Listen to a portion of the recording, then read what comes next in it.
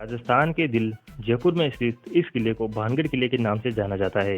तो आइए इस लेख के माध्यम से भानगढ़ किले के रोमांचकारी सैर पर निकलते हैं। भानगढ़ किला एक शानदार अतीत के आगोश में बना है।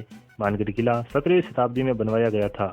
इस किले का निर्माण मान सिंह के छोटे भाई राजा माधो सिंह ने करवाया था। राजा माधो सिंह उस समय अकबर के सेना में जनरल के पद पर तैनात थे।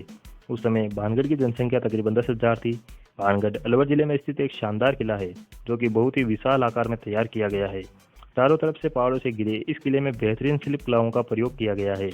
इसके अलावा इस किले में भगवान शिव, हनुमान आदि के बेहतरीन और अति प्राचीन मंदिर विद्यमान है।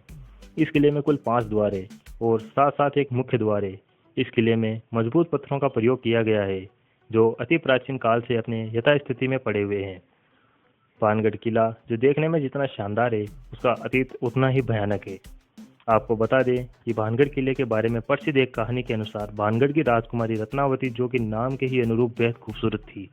उस समय उनके रूप की चर्चा पूरे राज्य में थी और 7 देश कोने कोने के राजकुमार उनसे विवाह करने को इच्छुक थे।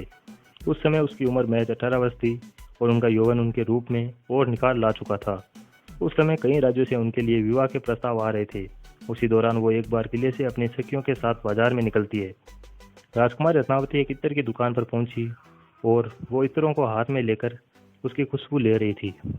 उसी समय उस दुकान से कुछ ही दूर एक सिंघिया नाम व्यक्ति खड़ा होकर उन्हें बहुत ही गौर से देख रहा था। सिंघिया उसी राज्य में रहता था और वो काले जादू का महारथी था। ऐसा बताया जाता है कि वो राजकुमारी के रूप का दीवाना था और उनसे प्रेगान प्रेम करता था। वो किसी भी तरह राजकुमारी को हासिल करना चाहता था, इसलिए उसने उस दुकान के पास आकर एक इत्र की बोतल पर, जिसे रानी पसंद कर रही थी, उसने उस बोतल पर काला जादू कर दिया जो राजकुमारी के वशीकरण के लिए किया गया था। क्या हुआ राजकुमारी रत्नावती के साथ? राजकुमारी रत्नावती ने उस इत्र के बोतल को उठाया लेकिन उसे वहीं पटक दिया। पत्थर पर पटकते ही वो बोतल टूट गई और सारा इत्र उस पत्थर पर बिखर गया। इसके बाद से ही वो पत्थर फिसलते हुए उस तांत्रिक सिंघिया के पीछे चल पड़ा और तांत्रिक को कुचल दिया, जिससे उसकी मौके पर ही मौत हो गई। मरने से पहले तांत्रिक ने शाप दिया कि इस किले में रहने वाले सभी लोग जल्दी मर जाएंगे, वो दोबारा जन्म नहीं ले सकेंगे और ताउम्र उनकी आत्माएं इस किले में भटकती रहेगी। उस तांत्रिक के मौत के कुछ दिनों के बाद ही भानगढ़ और अजबगढ़ के बीच युद्ध हुआ, जिसमें किले के रहने वाले सारे लोग मारे गए। यहाँ तक कि राजकुमारी रत्नावती भी उस शाप से नहीं बच सकी और उनकी भी मौत हो गई। एक ही किले में एक साथ इतने बड़े कत्लेआम के बाद वहाँ मौत की चीखें गूंज गई और आज भी उस किले में उनकी रूहें घूमती है। किले में सूर्यास्त के बाद प्रवेश निषेध है।